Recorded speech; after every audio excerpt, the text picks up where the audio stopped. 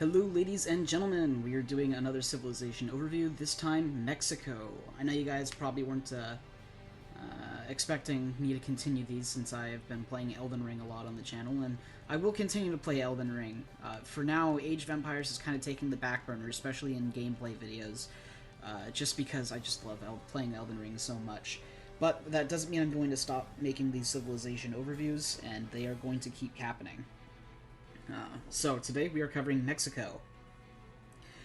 So they have two primary unique mechanics, and that is how their revolts work. So Mexico can revolt in ages 2, 3, and 4 rather than just 4, and in ages 2 and 3 they can spend resources to return back to Mexico after they revolt. Doing so allows them to skip an age, essentially. So if they revolt in age 2 and then return to Mexico, they come back in age 4. And when they revolt in age 3 and return to Mexico, they go into age 5. Now, this comes, of course, with lots of penalties, like not being able to train settlers, but can, depending on the scenario, have game-winning impacts on your economy or military in the short term.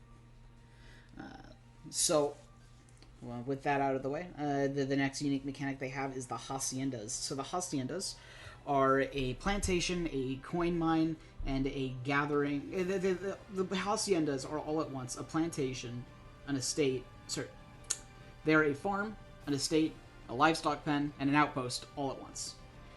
Yes, you heard me right. They are all of those things. They are a massive building that operates as a farm and estate, and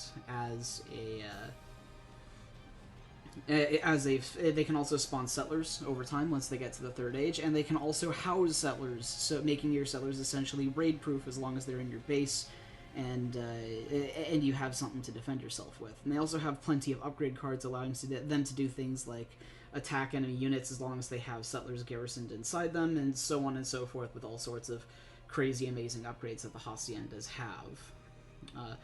For their general playstyle and primary unit composition, you'll start to see a theme here, and that's that there's really no such thing as a general Mexico playstyle. Every time you play Mexico, it's going to be something completely different, and you're not really going to be able to know what it is until it's too late.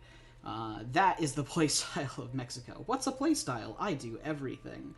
I mean, really, Mexico can boom, they can go in age, they can fight a bunch in age 2, they can fast fortress, they can just kind of do whatever they want.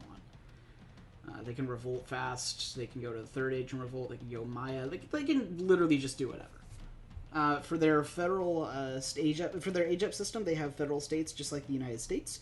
So they have a deck size of 21, and every time they age up, they add 2 more cards to their deck, depending on what they age with.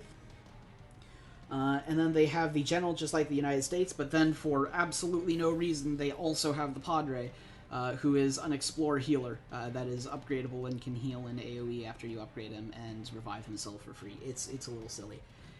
Why does he have that? I don't know. Now, as for the General itself, in comparison to the USA General, he's exactly the same as at base, but he has the distinct advantage of being better in every single way. You can get a second one. For one thing, they both have the Inspiring Flag, but whereas the Inspiring Flag used to be a unique USA mechanic, Mexico just kind of turned that and said, what if we had like way more cool upgrades for the flag than USA? So you can Mexico has cards that can allow the flag to be placed instantaneously with no cooldown. Upgrades that allow it to be placed in opponents and yours bases, also allowing it to boost economy, and just all sorts of weird, crazy upgrades that Mexico has that USA just doesn't. They have an Age 1 card that gives it the Age 5 line of sight, which is like 55 or something dumb like that. So that's pretty crazy, and I've honestly been thinking about trying that out in Age 2 as a potential card for scouting, for raiding purposes, just to get some insane scouting in. Now, for their unique units, Mexico has quite a few, and they're like all S tier, essentially. I forgot to do the red boxes, I'm sorry. You'll also notice that I have the Gunslinger and the Cowboy instead of the Desperado and the Cuatrero, and that is just because I realized as I was making this that I didn't have those portraits downloaded, and I was just really way too lazy to be bothered to go to the wiki and download them. I'm sorry, I'm just a lazy person today. It's just one of those mornings. You know, everybody has those.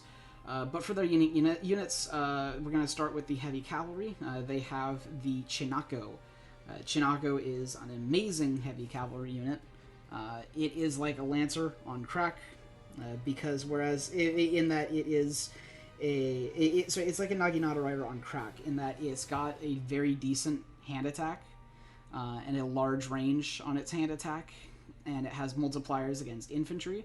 But it's better than the Naginata, because whereas the Naginata struggles against things like Hussar, because it has lower damage in exchange for having multipliers, the Chinaco doesn't have this problem because it also just has a multiplier against Hussar and other cavalry that make it do as much damage to other cavalry as Hussar, meaning that it's literally all the best parts of the Naginata rider, plus the standard DPS against other cavalry that the Hussar have, making the Chinaco literally like the best possible combination of units, of cavalry units, as well as being extremely cheap. They also have a big button ability that you can get through a card that enables them to go stealth without any speed penalty, which is just nuts. Chinaco are ridiculous. Soldado. Soldado are 2 population and have the stats of 1.5 musketeers. They have twice the health and 1.5 times the attack. Soldados are very, very quick to mass up an army with, because you only need 2 full batches of 5 and you have the equivalent of 20 musketeers.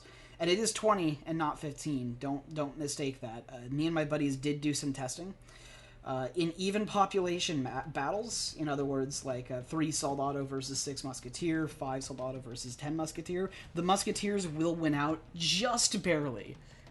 But if it's 3 Soldado versus 5 Musketeer, or 5 Soldado versus 9 Musketeer, then the Soldado will win out just about barely. So it's quite literally just very, very even. A Soldado, you can think of it as 2 Musketeers, and that will be reasonably accurate. It's 2 Musketeers, the population 2 Musketeers, and that's really just what makes them powerful, is because although they are slow training, you can mass them, you can mass armies of them far quicker than you can with Musketeers, because you only need 1 barracks, and you get 2 batches, and it's the equivalent of getting, like, 4 batches with another barracks on another civ with Musketeers. Soldado also have an amazing charged ability that they can get in Age 4 through a card that gives them a area of effects ranged attack, kind of like a Grenadier, except it's range damage instead of siege damage. People make a big deal about the Soldados being able to throw grenades and destroy buildings very quickly, but that's actually just not true. They do throw grenades, and they have high siege, but you do have to keep in mind that the grenade is just an animation, and it is not in any way representative of the actual unit's siege capabilities. And when you look at the Soldado's siege attack, it's actually only really just barely over 1.5 times a normal Musketeer's siege attack. So it's really just in line. And if you think about it, so if you see 10 Soldados, that has less siege than 20 Musketeers. And that is something that you definitely need to keep in mind, is that although the Soldados have a very noisy, loud, and bright grenade when they siege buildings, that is not actually representative of their real siege capabilities. Their next unit is another heavy infantry, the Insurgente. This is a melee unit. It serves as their pikeman. It's very cheap. It can train in batches of up to 10 instead of 5. And it has multipliers against cavalry. It's fast moving. They are also weak as shit and are basically just cannon fodder. You can absolutely make Yucatan strategies, but you need to be very careful about when and who you fight with Insurgentes, because if they pick the wrong opponents, they will all get obliterated in seconds. Insurgentes their job is not to deal damage, but to take away aggro from your opponent's military and force them to shoot at the closer Insurgentes while you have Soldados in the background shooting everybody down.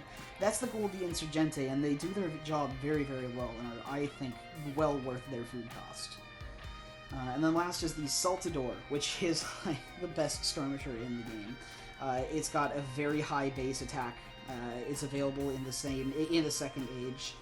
It has stealth, because why not? It has a very high range that can easily be very upgraded, and it has a special ability where whenever it shoots something, it can see it even through the fog of war for a couple of seconds, because why not? It's the best skirmisher in the game, and there's no two ways about it. It might be it might be... That's not entirely true, actually. It is, I would say, on the same level as Yumi archers, just because Yumi archers do have way more attack, because Yumi archers shred everything in their path. But in terms of utility, Saltadors are up there with the best. Now, I'm not getting into all of their ridiculous amount of revolt units, because that would take way too long, but I will go over their 3 outlaw units. The Bandito is like the Alhoot for USA. It's a skirmisher with a charged ability, whereas the Alhoot has a shotgun that has the same range as their rifle. The Bandito have a grenade, which is higher splash and higher damage, but less range. And in that regard, I do think the Alhoot takes the cake, because you don't really want your skirmishers being close enough that they can actually use their grenade attack. And that's not, so it creates a bit of a problem for Mexico. Whereas with USA, they have no problem getting their shotgun blasts off. They don't have to get close. It just happens automatically in the middle of their shooting. The next one we have is the Desperado. The Desperado is entirely and completely identical in every way, stat-wise and attack-wise, to the Gunslinger. They are 100% identical as far as I can tell. And the Cuatrero is their version of the Cowboy. It is a Dragoon unit. Whereas the USA Cowboy has a charge action that just does a lot of damage. The Cuatrero has a charge action that does low damage, but it's AoE and it snares from range. The Cuatrero and the Cowboy are very, very comparable units in quality. I definitely think, however, that Cowboys can start out better, but all of the Mexico Outlaws... USA has better Outlaws at base, but all of Mexico's Outlaws can get better through upgrades. For example, I'm pretty sure they have a Tavern Combat card, which is really, really awesome for Mexico. In addition, the Cuatrero in particular has a couple upgrades that are very fantastic. Now, when it comes to army compositions, I mean, really, just all of Mexico's units are amazing. They're all S tier, except for, like, the Insurgente and the Bandito. So, I mean, really, just pick one and mass it, and you'll do fine. There's no such thing as a basic unit comp for Mexico. They just do whatever. Now, the things to watch out for, obviously, Mexico has a flag, because it's just like the United States, so if you see a flag, either run away from it or take it before the military can get there. The flag is going to be a very integral part of the military of Mexico, and you need to play around it. Check the deck after every single age up, or after every single age up and revolt that Mexico does. Also pay attention to their logo whenever you see they revolt, to see what they revolted to, so that you know what's in their deck.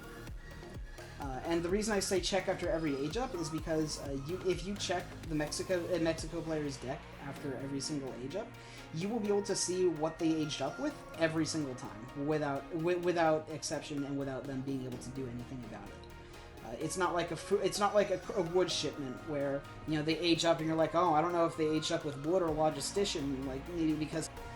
But with Mexico and USA, anytime they age up, just check their deck immediately, because it will tell you exactly what they aged up with, and you go, oh, I see the USA player went with Virginia, he's doing a fast fortress, and you know how to counter them immediately. And that is the kind of downside to USA and Mexico, is that they telegraph their strategies far more obviously than the other civilizations in regards to their decks and cards. But that'll do it for today. Thank you, ladies and gentlemen. Thank you guys for watching. Like and sub, and have a great day.